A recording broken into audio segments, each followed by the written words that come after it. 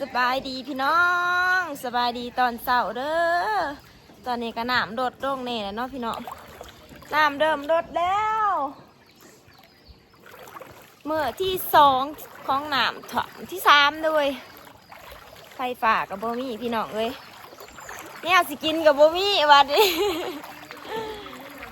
จักแหละสิออกไปนอกท่าเนาะไปพาอีพอไปอันนั้นแล้วสิไปตัดหญ้าแล้วว่าถึงออกไปออกเขามาง่ายหรอกแต่ว่าสิออกไปน้ำเล่าพี่น้องสิไปถ่ายคลิปให้พี่น้องเบิ่งเนาะสิคามนำเซ่ไปพังบ้านนาคามเด้อพี่น้องตอนนี้น้ำกระลดเนาะไปประมาณคืบหนึ่งนี่ได้พี่น้องย่างมะขามเพื่ออยู่พี่สีขามเพื่อพี่น้องเอ้ยน้ำกับขันขางแห้งอยู่ได้น้ำเซ่เนาะอะไรย่างมะขามเพื่ออยู่พี่บาซุกไปเห็ดย่างอยู่ค่ะไฟฟ้ากับโมมี่สัญญาณกับโมมี่พี่น้องอัพคลิปไปยากเมื่อคืนนี้ไป50ย่างมะขามเพื่ออยู่นี่เนาะเอื่อยกับสิไปพี่น้อง50ขามไปแล้วก็อีโฟก็ไอ้หลังปัจจุบันเขาแล้วสเปตัสเนี่ยไอ้งอแล้วงอก็ขึ้นลงบนพี่น้องขึ้นผู้เนาะอะไรอันนี้มือแรงไพ่ขึ้นลายเทียนกูบ้านขึ้นนี่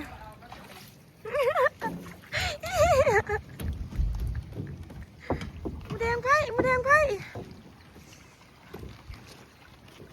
จืด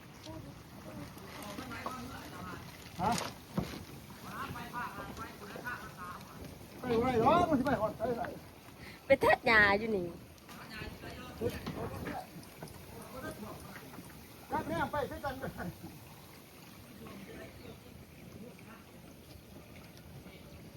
จะนัดแก่เหือพี่น้องเลินบาดเฮาถ่วมเพียงนาแข็งเนี่ยเนาะถ่วมมือแห้งอยู่หมอนเพราะมันสูงกว่าหมูพี่น้องหันขาคล้ายเชียงเอาดึงเพื่อดึงแผลได้หนามันแห้งโจ้เพื่อนพอดีนี่ไม่ถูก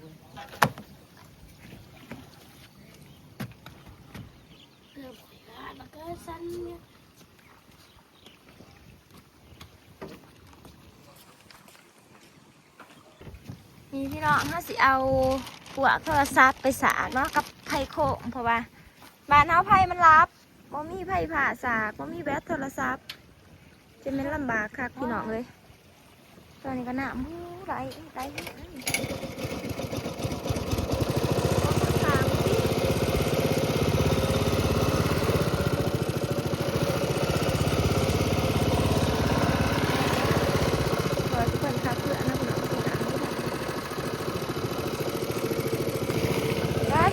น้ำท่วมบ้านนี่น่ะอยู่แห้งนะอยู่นี่นั่งลงไปบักโจระวังจักค่ะโอ้น้ำแห้งได้พี่น้อง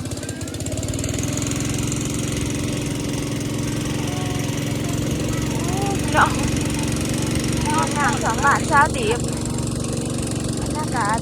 ตอนเช้าเนาะถามไปฟังนะบ้าน้ำมันในลงแห้งเป็นโต๊ะลงมาหอดทีแล้วโอ้โหเอาสิบกว่าไม่ใช่ดิพี่น้องอันนี้บ้านข่อยเนาะอยู่นี่มาดวงเขาบ้านมันจะพี่น้องเมื่อนี้ฝนหวยนี่เด้อฝนก็ค่อยตกเนาะน้ำก็ได้โดดตรงประมาณคืบหนึ่งคนได้พี่น้อง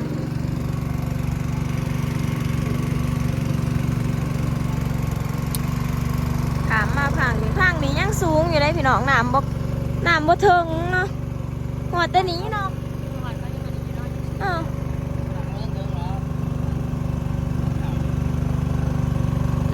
น้ำบ้านพังบ้านนาคามนี่ยังสูงอยู่พี่น้องยังมันถ่วมอยู่แต่ว่าบ้านข่อยหันดวงนะเพราะว่ามันนั่นมันต่ำเนาะต่ำกว่า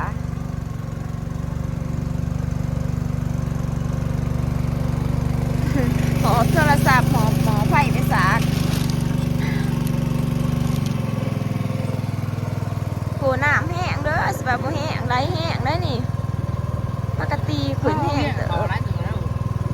เออ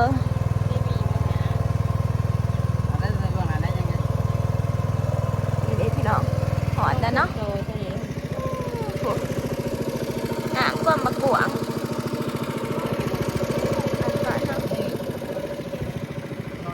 แล้วก็อวยมาหนีได้โจ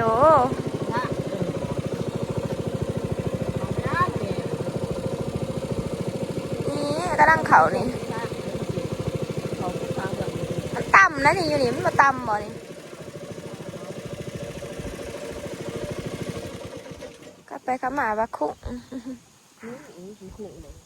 คุ้งแต่อยู่เหืออีกแล้วคุ้งแต่อยู่ทะเนี่ยนะมหอดสำนักพี่น้องวันนะครับ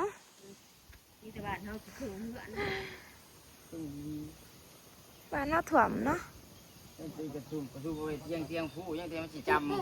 ใส่หยาพอพี่มาจอดเบื้องพี่นี่เนาะทาพังบ้านนะครับน้ำหอดแต่หนีพี่น้องไปเฮียนลงมาไปย่างสิไปหล่อเบิ่งอันนั้นเนาะพี่น้องหานขายอยู่บ้านนะครับจะเข้าสิขายอีสังนี่เด็กบ่มีแนวกินนี่โอ้ยเพียงตั้งแต่หนาแข็งยังสูงพี่น้องเลยอยู่ฝั่งนี่อยู่บ้านน้ำหันถ่วมหอดเพียงเอวพุ่นนะพี่น้องพอสมาตัดหญ้าให้งวนมาอยู่เนี่ยทางบ้านนาคามนี่แหละยังโอ้ยนายผู้สาวเหรอสวัสดีพี่น้องไอ้ติ๊กสวัสดีพี่น้องนี่น้ำถ่วม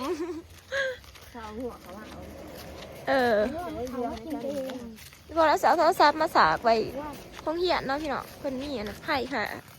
ไปหาสีย่างไปผูนี่เลยพี่น้องนะมันหอดตัวนี้เนาะหอดแต่สวนเขาจ้ะมันโหลดแล้ว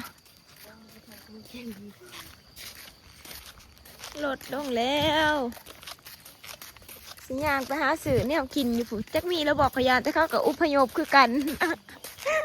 เขาขยานน้ำถ่วมคือกันเนาะมานะครับดีๆเนาะมาถ่วมบ้านเพื่อนคอยหันเที่ยงเที่ยงเอววะแล้วฟังเพื่อนพี่น้องหน้าหัวตีหัวตะเลินนี่เนาะสูงบาดเป็นสูงบ่เขาไม่เป็นเส้นทางมันเป็นตามคันถ่วมบาดเพิ่นบาดเท่าพวกเพียงคอบ่เขาไม่ทำกันแล้วหาสิ่งไปในบ้านกับพี่น้องเส้นทางมันสูงหายอีสังเน่นี่ม่วนเชยเนาะทางอันนี้ยังอุบพยุบอยู่เขียดได้กินเบียร์แก่เซ็กเอายังก็เอาที่ไม่ซื้อเนี่ยเอากินปิ้งไก่อาหารเนี่ยใส่เลยจักรอัดเลยจักรพันใส่ซิบเลยมาในจักรปาดมาเนี่ยอยู่ถึงเทปป่ะเฮ้ยอีกก็ใจหนึ่งเอายังนั้นเอาตัวดีวะชอบป่ะ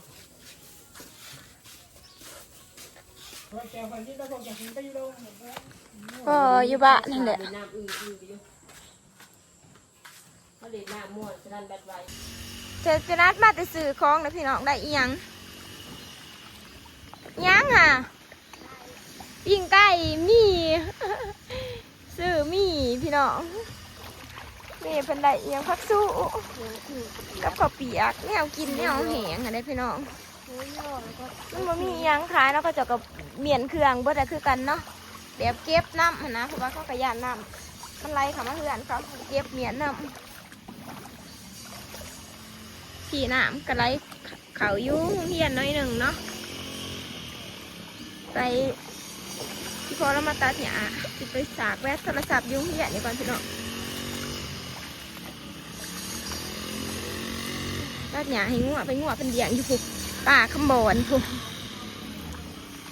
ไปทุกคนน่าจะพากันกลับเด้อมาสากแบตสากว่าไปโรงเรียนเนาะ ซื้อของกระไรแต่มีก็พักสู้ว่ามีอิหยังแม่ค้าเขาก็ บ่ได้ตัวมีชุกชุก แม่ค้าเขาก็เก็บของไหวเหมียนเบิดคือกันนะเพราะว่าเขาก็ยานน้ำท่วมมากันเนี่ยตอนพี่น้องวันนี้โอ้ยเห็นแดดรังน้ำก็เริ่มบกแน่เนาะคืบนึงพี่น้องเอ้ยบกคืบเดียวเรือเล็งบ่ไปน้ำมันแห้งน้ำมันตาดแห้งจะมาแก้มไห้แล้วปานนี่พี่น้องเอ้ยน้ำความมากวางมาหอทานี่เห็นแห้งแห้งได้นี่เรือผู้เดียวเขาอยู่ในบัดเลยบ้านนี่เนาะ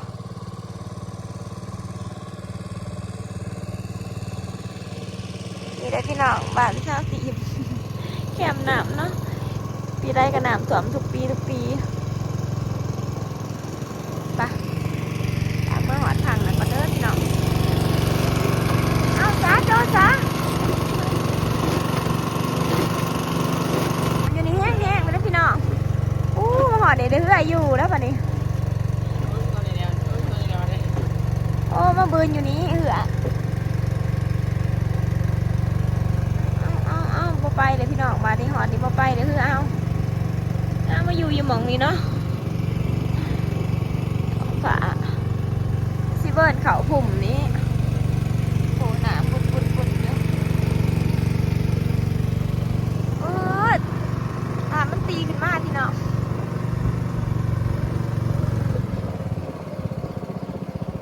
เอาขึ้นเลย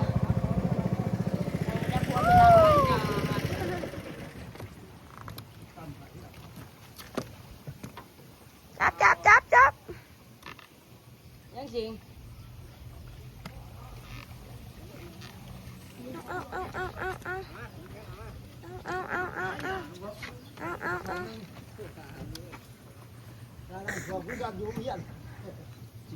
เอาถือเอาของมึงเหี้ย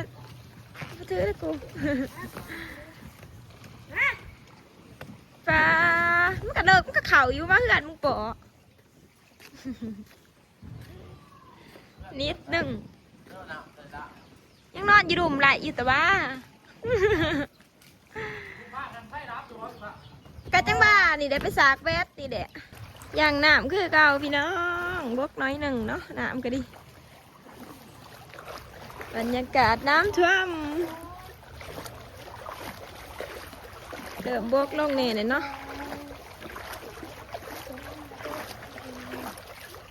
นี่ในการมันบกเนาะ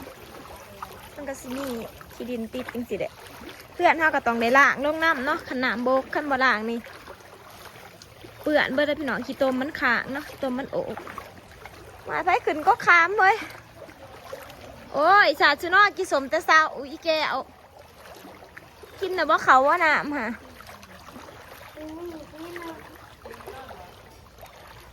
เลือดล่างผุนน้องพี่น้องเต็มอยู่วัดผุนเนี่ยนะเบิดสูงหมองเดียวเอาขึ้นเพื่อนเพื่อนไปย่างโอ้ยเขาบ้านกินโยกระเพาะจิขึ้นเศร้าโอ้บิวเราสบายเฮ้ยเราอยู่เทิงน้ำมาถ่วมเราถ้ามันถ่วมบีก็สิได้ยกขึ้นเทิงเงื่อนตอนนั้นเนาะอย่าโปไม่คิดหอดบิวอยู่นี่น้าตาหาบ่ได้ซีมินพอดีเฮ้ยน้าบ่ได้ฮอดวันเขาพอดีบอกอัมเบียสบายอันนี้น้ำแซมมาพี่น้องเมื่อคืนนี้คิดว่ามันจะถ่วมเมื่อเราเตี๋ยวบ่ถ่วมเซยมันแต่งกินชอยแม่มันผุนไปใส่อันนี้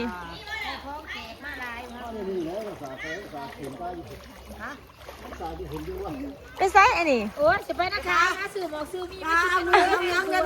มันมีไข่ไปซื้อบ่มีแนวกินบ่น้ำถ่วมบ่มีแนวกินพากันไปซื้อของกินอันนี้ห่านทั้งเพื่อนห่านนี้ห่านดอกไม้นี่พี่น้องเพื่อนสาวดีบยังถ่วมอยู่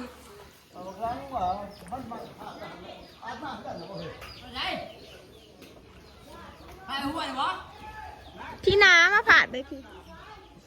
น้องเบิ่งปลาซิวเนี่ยปลาซิวมันมากินห้ำเมตกลงมาเนี่ยลายเป็นลายน้ำก็ยังถ่วมคือเก่าอยู่เด้อพี่น้องบกลดน้อยเดียวเนาะเมื่อวานนี้มันถ่วมมานี่ถ่วมขานขั้นไรเฮาตอนนี้บกลงเลยพี่น้องลดลงเลยเนาะปลาซิวโอ้น้อยน้ำต้องแดงอยู่ จะกบจะเขียจะปลาพี่น้องเลยน้ำถ่วมเนาะชัดก็อยู่มีหมองอยู่โคตรก็มีหมองอยู่อ๋อล้างนะบ่ซะหน่อยล้างเฮือนแล้วบ่นี่พี่น้องน้ำโดดต้มเลยเนาะบ่ท่านไอ้ดีอันเนี้ยเด็กหน่อยมันก็ม้วนเด็กน้ำเบิดเหมือนเบิดเด็กแต่จะนัดไปหาเปียกอีเด้อว้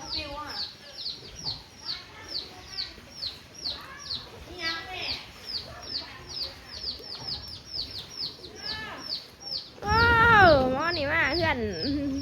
น้ำมาท่วมมาอยู่พุ่นมันเนาะมาน้อยก็ท่วมมาไอ้ข้อนเขาว่ามันสูงบ่ถ่วมเซยเนาะฝนตกน้ำถ่วมกับบ่บันเนาะยังขี่รถถีบเลาะอยู่ ถ้าว่าหน่อย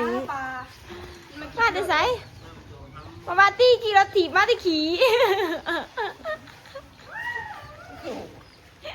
กูฟังสีน้ำกูก็หูเอฟซีมานำโอ้กูทดทานกูได้เด่นน้ำคือมึงเนาะหล่นไปเลยอยู่ไปล้างห้องน้ำก่อนห้องน้ำบกเลยหันห้องนี้เกือบพี่น้องเอ้ยเกือบบบกขัดบบกนี่เพื่อนนี่ถิ่มบ่ได้ของ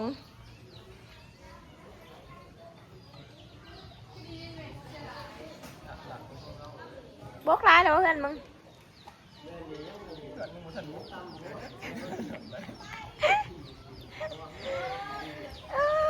พี่น้องเอ้ยแต่ละมือถ่ายจะคลิปนำชมเด้อเบิ่งจะเปล่าเบื่อเขาเด้อห้ากระซ้องคลิปนึงดอกเบื่อผมบอกได้น้อยผมมันไลฟ์คลิปแล้ว